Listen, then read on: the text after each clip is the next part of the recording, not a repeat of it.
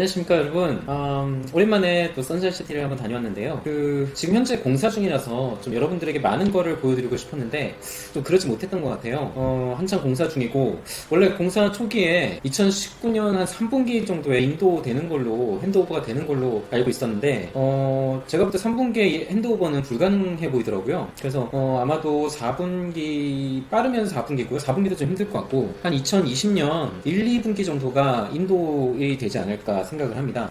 사실 선샤인시티는 다른 많은 프로젝트들, 예를 들어서 비놈이 이제 진행하는 프로젝트는 대부분 코테콘스가 건설을 하거든요. 예외적인 경우가 몇 가지 있었습니다. 하노이에서는 대부분 스카이레이크라든지 뭐 비놈 스카이레이크, 비놈 디캐피탈이 코테콘스가 이제 진행을 했는데, 주도해서 웨스트 포인트라고, 그거는 뭐 나중에 또 리뷰를 해드릴 거지만 리딩과 중화 사이에 위치한, 그러니까 하노이 박물관이 있습니다. 중간에 거기 바로 앞에 위치한 비놈에서 이제 진행하는 프로젝트인데요. 그 프로젝트가 호아빈이라는 건설사가 지금 시공을 하고 있습니다. 그래서 호아빈이 바로 이 선샤인시티의 주 건설사이기도 하거든요. 간단하게 호아빈에 대해서 말씀드리면은, 호아빈은 베트남에서 코테콘스 다음으로 가장 큰 건설 회사입니다. 하지만 코테콘스와 1위와 2위를 차지하고 있지만 2위가 1위와의 격차가 굉장히 큽니다. 그래서 코테콘스가 대부분의 어떤 건설업이나 주요 건설업을 먹고 있고, 그 다음으로 이제 호아빈이 건설 수주를 따내고 있는데요. 호아빈이 그렇다고 아주 못하거나 건설을 하거나 부실 공사를 하는 건 아닙니다. 다만 이제 호아빈이 코테콘스보다는 건설 경력이 좀 덜 하고요. 하지만 어떤 회사의 그런 재정 건전성이나 뭐 이런 여러 가지 종합적인 부분들이 코테콘스보다는 좀 열세인 부분이 있습니다. 그래서 수주 같은 것도 따내는데 좀 어려움이 있어 보이고, 그렇다고 호아빈이 건설에서 알아준다 뭐 그런 건 아닙니다. 실제 주가 지수로 따져봤을 때도 호아빈이 상당히 좀 저렴한 싼 주식에 좀 속하거든요. 코테콘스에 비해서. 거의 코테콘스 한 8분의 1? 뭐 그 정도의 주가니까 호아빈이 상대적으로 좀 아무래도 주가는 여러 가지 경우일 수가 있겠지만 그 회사의 가치를 이제 인정받는 가치가 그 정도라는 거거든요. 그래서 처음에 걱정도 많이 했고, 하지만 웨스트 포인트를 수주하는 거를 보면서, 그래도 믿을만한 건설 부분에서는 회사 내부 사정이 어떻든 간에 건설 부분에서는 믿을만한 회사구나라는 생각을 했습니다. 그래서 이번에 선샤인시티도 호아빈 건설사가, 호아빈 그룹이 건설을 하는데 잘 진행이 되고 있는 것 같았습니다. 그게 회사가 부도의 위험이 있다거나 소비자가 이제 직접적으로 걱정스러운 부분이 바로 회사 부도가 나서 투자금을 날린다거나 그런 걱정이지 않습니까? 부실 공사도 그렇겠지만, 근데 다행스럽게도 그런 부분은 없어 보이고요. 총 선샤인시티는 아파트 6개 동과 한 40층 정도 되고요. 6개 동이. 그리고 빌라가 69채로 이루어져 있습니다. 총 한 1790세대 정도이고요. 인테리어는 풀 인테리어로 에어컨까지 포함돼서 제공이 되는 걸로 알고 있는데, 지금 내부 인테리어 공사가 드문드문 아예 안 돼 있는 곳들이 꽤 많이 있더라고요. 그래서 제 생각에는 한 내년 1분기, 2분기 정도에 인도가 되지 않을까라는 생각을 해봅니다. 물론 딱 데드라인은 딱딱 지키지는 못하더라고요. 그러니까 무조건 시한 내에 여러 가지 변수들도 있겠지만, 건설사에서 제가 비놈은 이 커트라인을 딱딱 지킨다고 들었는데, 실제 여기서 다른 프로젝트들이나 들리는 얘기들이나 이런 것들 보면은 그렇게 딱 맞춰서 기한을 엄수하지는 않는 것 같습니다. 그래서 대부분 한 6개월, 보통 한 6개월 정도는 더 늦어지는 것 같아요. 실제 핸드오버보다. 그래서 크게 문제가 있어서 안 되고 있다라고 생각되기보다는 좀 늦어진다 정도로 볼 수 있을 것 같습니다. 그리고 앞에 빌라도 한창 짓고 있고, 그리고 이 선샤인시티 특징이 시프차 단지라는 골프 클럽과 다른 기타 주택 단지들과 같이 어울려서 하나의 단지 안에 들어가 있는 작은 단지라고 볼 수 있어요. 보시면은 시프차 단지 모양이 이렇게 네모나게 생겼는데, 직사각형은 아니고요. 중간에 하여튼 약간 좀 희한하게 생겼습니다. 그래서 거기에 홍강 쪽, 그러니까 공항으로 가는 길, 리딩에서 예를 들어서 중화에서 공항으로 가는 길 라인에 홍강 가기 직전에 그 위치에 붙어 있고, 거기에 이제 부지를 잡고 시프차 단지가 조성이 되고, 그 안에 선샤인 계열의 어떤 주택 단지들이 많이 들어서 있고, 중앙에 골프클럽이 있고, 있는 그 단지에서 왼쪽 끄트머리 모서리에, 위쪽 모서리에 위치한 것이 선샤인시티입니다. 그래서 선샤인시티는 홍강 뷰라고 할 수도 있겠지만 직접적인 홍강 뷰는 아니고요. 홍강을 앞에 두고 홍강 바로 바라볼 수 있는 그런 건 아닙니다. 이제 아무래도 이제 대각 방향으로 좀 멀리 떨어진 내려가는 홍강을 바라볼 수밖에 없는 상황이고요. 그리고 하나는 또 골프장 조망이라고 볼 수 있겠죠. 골프장 조망과 홍강을 좀 멀리서 바라볼 수 있는 뷰, 그리고 하나는 그 반대쪽 뷰, 그러니까 빌라촌이 안쪽을 이렇게 끼고 있거든요. 그래서 빌라촌을 바라보는 뷰, 이렇게 크게 두 가지로 나눌 수 있을 것 같습니다. 선샤인시티는 사실 골프장을 무료로 이용할 수 있는 단지는 아닙니다. 골프장에 유료로 이용을 해야 되고요. 제가 이제 초기에 듣기로는 그 선샤인시티를 제외한 일부 단지들은 골프장을 이용하는 게 뭐 무료라든지 뭐 어떤 혜택이 있는 걸로 알고 있습니다. 그래서 뭐 그런 부분이 좀 초기에 아쉬웠던 점으로 꼽을 수 있다고 그때 생각했었는데 뭐 지금은 어떻게 되는지 모르겠습니다. 어쨌든 그 어떤 골프장과 맞물리는 그룹 안에는 선샤인시티가 포함되지 않는다고 들었어요. 하여튼 그때 그런 에피소드가 있었고 뭐 선샤인시티도 아마 그때 이제 한창 2017년도죠. 한 17년도 18년도 뭐 이때 한창 이제 시작이 그 아파트 붐이 일어나기 시작하고 있을 때 한창 그때 이제 시작이 같이 됐던 선샤인시티 분양 프로젝트인데 원작본에는 디캐피탈과 비놈 디캐피탈과 스카이레이크가 많은 인기를 구가를 했고 약간 한 템포 늦어서 아마 글쎄요, 한 7, 8개월 정도 늦게 선샤인시티가 이제 분양을 시작했어요. 그래서 디캐피탈과 그 스카이레이크를 분양받지 못하신 분들이 선샤인시티로 많이 이동을 해서 구매하시거나 아니면 또 분할을 해서 뭐 강 쪽에 로망이 있으시다 하시는 분들 위주로 구매를 한국 분들이 많이 하신 걸로 알고 있습니다. 그래서 뭐 풀 인테리어나 뭐 이런 부분이 상대적으로 좋긴 하지만 그 뭐라고 해야 되나요? 제가 이제 영상에서도 보셨듯이 처음에 들어가는 길에서 뭐가 너무 없어요. 일단 아직은 너무 없어요 주변이. 그리고 한참 좀 들어가야 되더라고요. 그래서 아마 미딩에서 한 20분 정도 걸렸던 것 같아요. 길 안 막히고 거기까지가 한 20분? 25분? 오토바이고요. 그 정도 걸렸던 것 같고 뭐 그보다 이제 뭐 행정구역인 그 중화 쪽이나 뭐 이쪽으로 들어가면은 글쎄요 한 35분? 한 35분 정도 40분 정도 걸릴 것 같더라고요. 그래서 거기까지는 좀 거리가 있어서 그리고 주변 인프라가 지금 아무것도 없기 때문에 제 생각에는 거기가 아마 좀 유동인구가 많고 어떤 유동인구가 많고 번화한 거리가 되려면 아무래도 수요가 있고 유동인구들이 있고 구매력이 있고 사람들이 많이 살아야 아무래도 거기도 주변에 뭐 상가라든지 뭐 백화점이라든지 유동인구가 많은 뭔가 부대시설들이 생기지 않겠습니까? 근데 그런 것들이 보장이 안 된다면은 상당히 긴 시간을 보고 지켜볼 수밖에 없을 것 같아요. 그래서 주변에 인프라가 뭐 없기 때문에 생기기까지는 많은 시간이 걸릴 것 같고 시프차 단지 내에 롯데몰이 있다고 해도 그 롯데몰 하나 때문에 부대시설이 완비라고 하기에는 좀 어렵지 않을까 싶어요. 그리고 아까 뭐 시프차 단지는 위치가 단지 내에서 서쪽 끝에 위쪽 모서리에 붙어 있고요. 롯데몰은 우측 끝에 예를 들어 모서리라고 합시다. 아래쪽 모서리에 롯데몰이 있는데 과연 그걸 가깝다고 할 수 있을까라는 생각도 들어요. 상당히 뭐랄까 한마디로 뭐 빈컴이나 예를 들어서 뭐 빈컴이 바로 밑에 있거나 바로 앞에 있거나 탕론BC 같은 것들이 바로 앞에 있는 거와 비교하면은 글쎄요 거리가 가까운 건 아닌 것 같아요. 같은 단지에 있다고 해도 그 안에 골프장이 들어가 있기 때문에 그 거리가 좀 상당하거든요. 그런 거 감안하면은 글쎄요 롯데몰은 좀 부족하지 않나 싶어요. 그 부대시설 완비로는. 그래서 주변에 아직 개발해야 될 것들이 많고 지켜봐야 될 것도 많고 어떻게 주변이 개발이 될지 모르기 때문에 글쎄요 좀 신중하실 필요가 있을 것 같아요. 물론 이제 이미 구매하신 분들이야 그래도 뭐 제가 이제 그걸 폄하하자고자 하는 건 아니에요.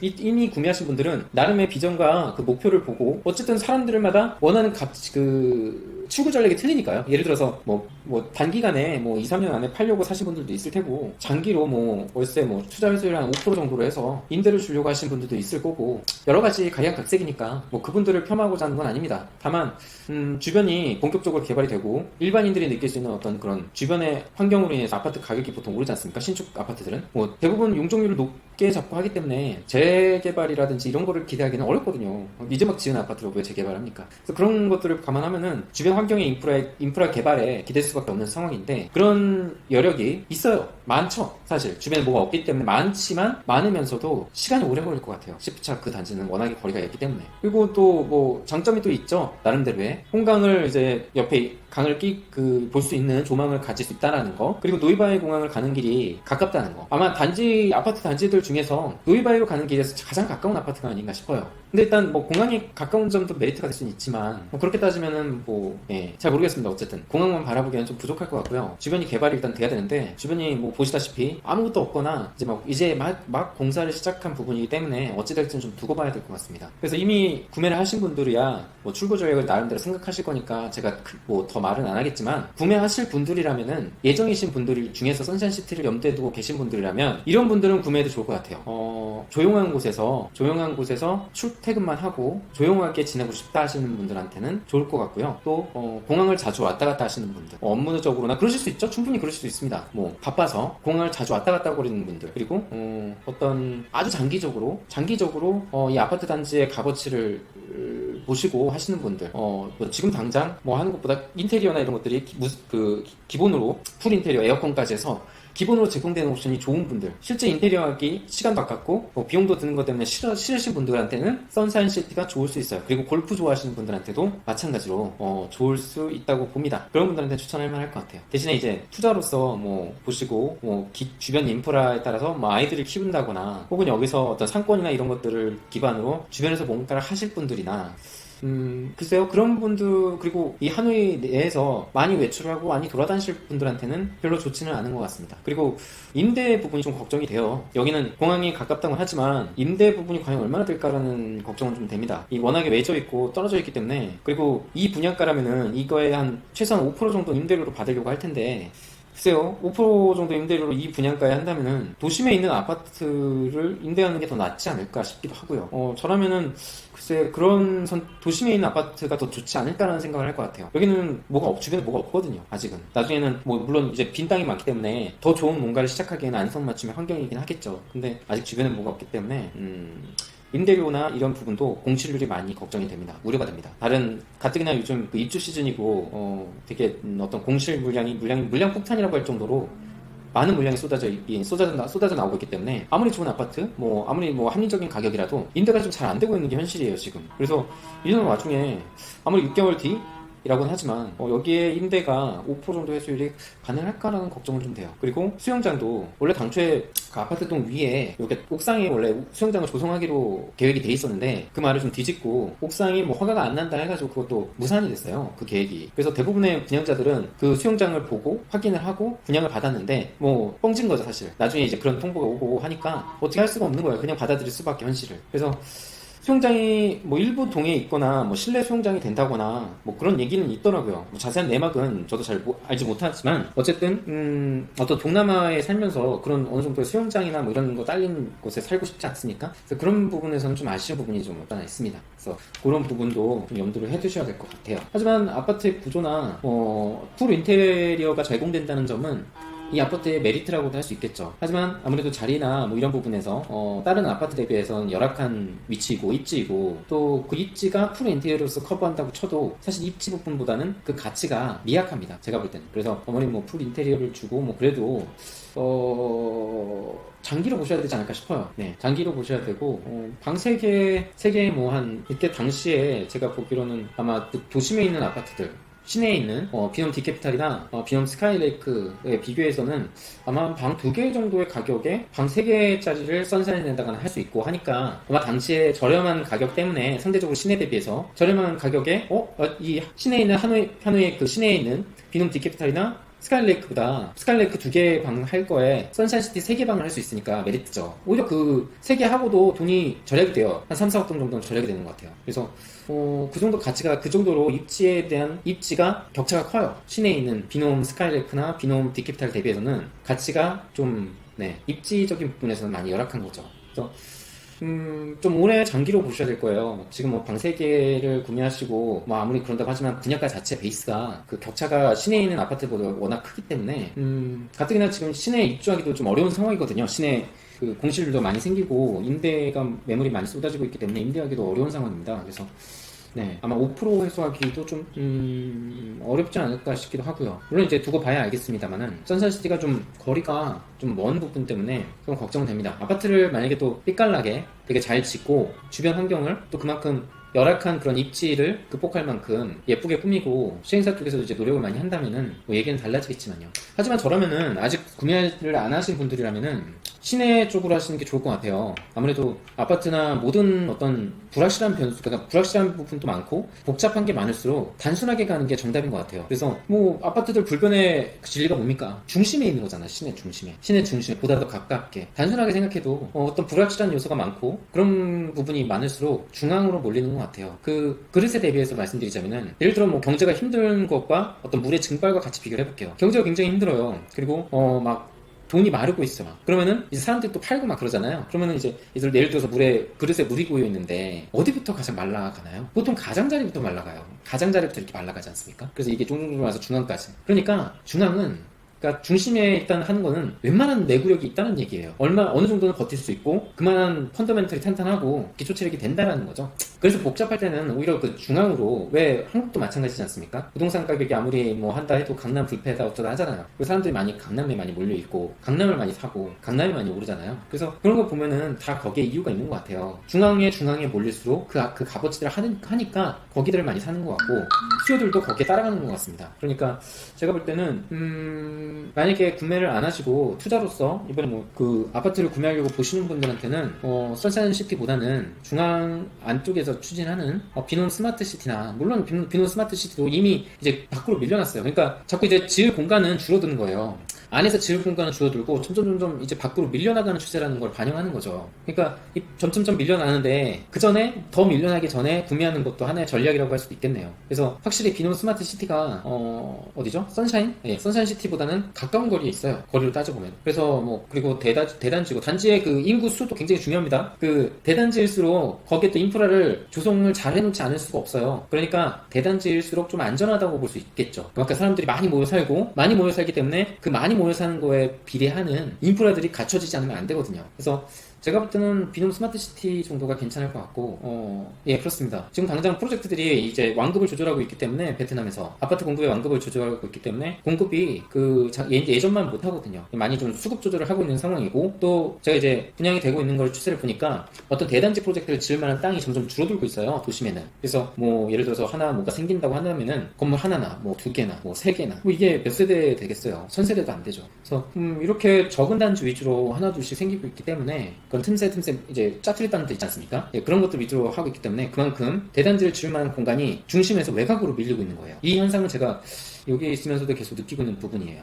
그래서 아마 외곽 쪽으로 계속 이 어떤 수요나 공급이 계속 외곽 쪽으로 진행이 될 거라는 거. 예. 그러기 전에, 더 밀려나기 전에 구매하는 것도 좋은 선택이라고 할 수 있습니다. 그래서 아마 지금 제 채널을 구독하시는 분들이나 시청하시는 분들 중에는 여러 부류의 분들이 계시겠죠. 예를 들어서 여러 가지 뭐 한국에서 계신 분들도 있고 제가 보니까 제 채널을 보시는 분들 중에서는 한국에 계신 분들이 되더라고요. 베트남에 계신 분들도 있고. 근데 아무래도 베트남에 계신 분들이야 아마 여기서 이제 여러 가지를 본인들도 스스로도 알아보고 계시고 있으니까 뭐 알아서들 판단하시겠지만, 한국에 계신 분들은 아마 한국에서 아파트를 구매할 수 있는 선택의 여지도 있잖아요. 하지만 제가 뭐 요즘 돌아가는 걸 보니까 경제 사정도 그렇고 한국의 아파트가 또 오를 거라는 기대를 갖고 있는 것 같아요, 사람들이. 그래서 안 팔기 잘했다 뭐 이런 얘기도 하던데, 그 오늘인가요? 어젠가요? 그 한국은행에서 10월달에 금리 인하를 한다고 하죠. 근데 제가 볼 때는 그게 아마 미중 전쟁과도 연관이 있고 앞으로 경기가 낙관적으로 바뀔 것이다라는 기대감에 정부에서 한국은행과 해서 10월 달에 금리를 뭐 낮춘다 어쩐다 뭐 이렇게 얘기를 하는 것 같은데, 제 생각에는 그 반대로 움직이셔야 될 것 같아요.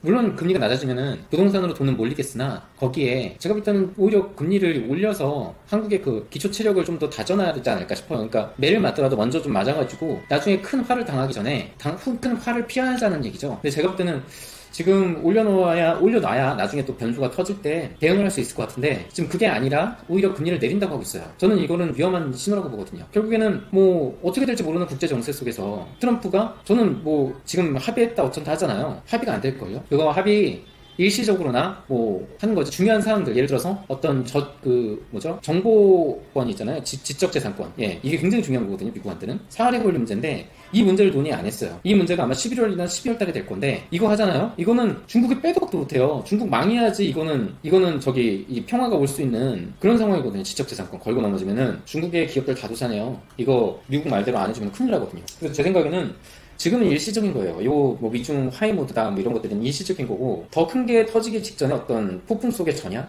폭풍전 고요함? 뭐 이 정도로 볼 수 있기 때문에, 이것 때문에 한국에 집을 산다거나, 물론 집을 살 수 있는 그런 제약 조건도 많이 걸려 있더라고요. 보니까 규제 같은 것들. 빚을 뭐 많이 내서 살 수도 없고, 뭐 그런 문제들도 많이 있으시니, 제 생각에는 차라리 지금 그런 어떤 태세라고 해서 한국의 부동산을 고려하실 게 아니라, 그럴수록 적극적으로 더 해외 부동산을 염두에 두시는 게 좋지 않을까 싶어요. 제가 볼 때는 그러니까 아까도 얘기했지만 복잡할수록 단순하게 보는 게 정답인 것 같아요. 미중 전쟁이 굉장히 복잡하잖아요. 그러니까 여러분들이 보기에 어떻게 될지 모르잖아요. 뭐가 어떻고, 지적 재산권이 어떻고, 관세가 어떻고, 뭐 대지 어떻고, 농산물이 어떻고, 선거가 어떻고, 중국 공산당이 어쩌고, 뭐 이런 얘기들 많은데, 그냥 단순하게 보면 될 것 같아요.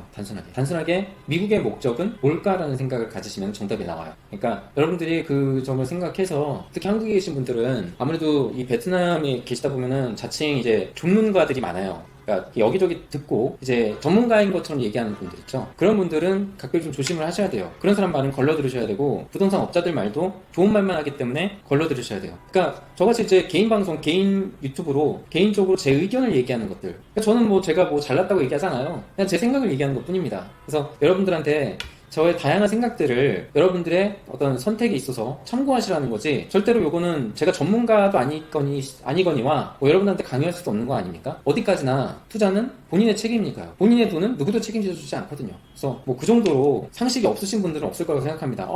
유튜브에서 뭐라고 했는데 뭐 요즘 좀만 쓰니까 그럼